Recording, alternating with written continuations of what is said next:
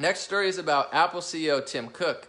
I've always been a fan of Apple's products, maybe not the fact that they have like suicide nets and people killing themselves in China over making their products, but I've always enjoyed the iPhone and the Mac. I still do. I think they're very, very great products and they last a long time.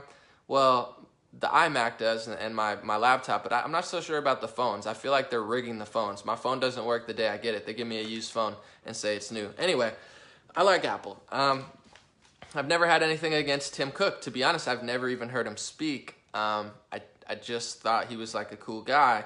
So I listened to his like Orwellian nightmare speech in front of, I guess it was Anti-Defamation League. Perhaps most importantly, it drives us not to be bystanders as hate tries to make its headquarters in the digital world. At Apple, we believe that technology needs to have a clear point of view on this challenge. There is no time to get tied up in knots. That's why we only have one message for those who seek to push hate, division, and violence. You have no place on our platforms. And he said, don't be bystanders as hate makes its way into the digital world. He said, hate, division, and violence, you have no place on our platforms. You have no home here.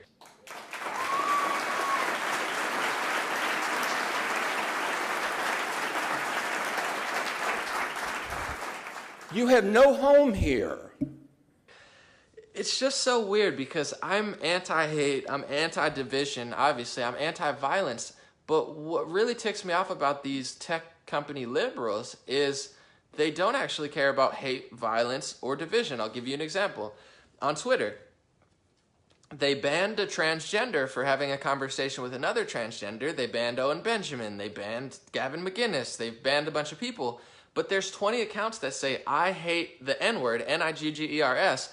They're still up. They've been up for 3 weeks. There's 10 accounts that their name is I hate N-words.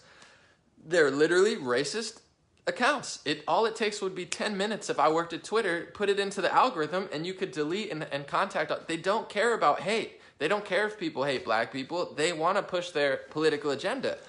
It's the same with Apple CEO. I mean, what is hate?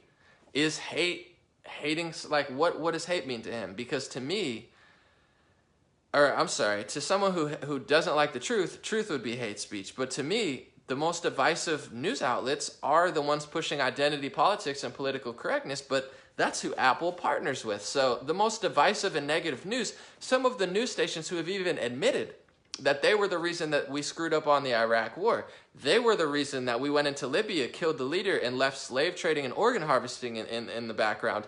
They're the reason that we went into Syria and destabilized Syria and let extremists take over multiple cities that led to hundreds of thousands of people being displaced, which then led to the refugee crisis that is helping destroy Europe. These are the news networks they partner with because they're more concerned about conservatives bothering their feelings than they are about war, poverty, like kids dying, pedophiles. There's a new article in Breitbart. I know a lot of people might be like, oh, they're right-wing. Just read the article and ask yourself why USA Today is not talking about it. Ask yourself why no left-leaning establishment want to talk about this, because it's all facts in there. There's pedophiles all over Twitter. They're talking about how they're pedophiles, but they're nonviolent. They're like, I like 3-year-old boys, but I'm not going to act on it. They're running rampant on Twitter. YouTube had a huge pedophile problem. They had millions, like literally millions of views and like millions of followers on pedophile accounts that were using it to groom little kids. They didn't even check that for 3 years because they're too busy fighting political ideologies that don't agree with them. I mean, how can you call yourself a liberal and be a home to pedophiles and people who hate black people? It's because they don't care. So Apple, I mean, the biggest joke in the world is he says he stands against violence. I mean, have you listened to any of the music? And I'm not advocating, I'm not saying take Eminem off because he has anti-gay stuff. They're trying to do that. But listen to rap music. I mean, I'm a hip-hop artist myself.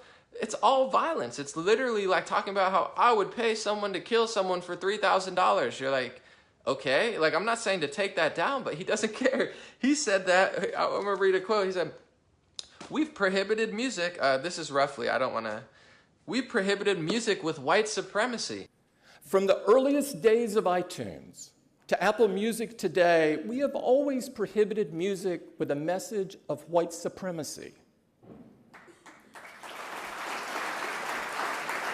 Like, that's the straw man, that there's so much music of white supremacy. Like, I'm such a good liberal because I took down all the music with white supremacy. I mean, have you ever heard, is there like a now this is what I call Music 67, where it's all KKK members talking about white supremacy? Is that a big thing in music? I mean, I've never heard a single song about white supremacy. Maybe because I'm not looking for it, but he acts like he saved the day for like probably taking down 3 white supremacist music blogs or something. And then all of the music that's there is literally like violent and hateful and negative, and that's fine. I'm not saying to take down music because they curse and stuff, but it's like this is all they do. They're like, look at the white supremacists. It's like, okay, like take them down. Like, now what? Like that's all they do. It's their straw man argument to like justify all the stuff that they do. He said that they have no place for violent conspiracy theorists. Why? Because it's the right thing to do. And as we showed this year, we won't give a platform to violent conspiracy theorists on the App Store.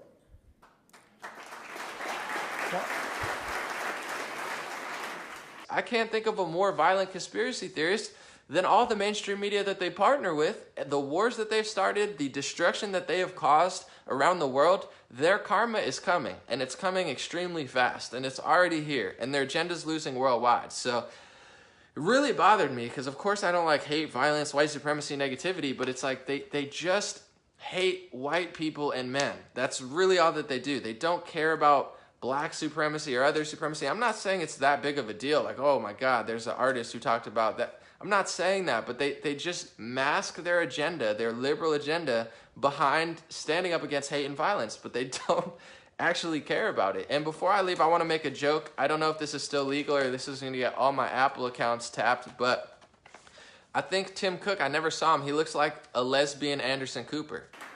Why? Because it's the right thing to do. It's no disrespect to lesbians, no disrespect to Anderson Cooper. I just think Tim Cook looks like a lesbian Anderson Cooper. You can make a joke about my appearance too. I thought that was funny. Maybe that's hate speech. I don't know. But anyway, if you really care about hate and violence and negativity, you're not going to delete conservatives off the universe. They silence people who speak out against radical Islam. There's hundreds of millions of people in the world who want to stone gay people and, rape women and put them in masks and stuff. I'm not saying everybody, but is people that does happen in these other countries.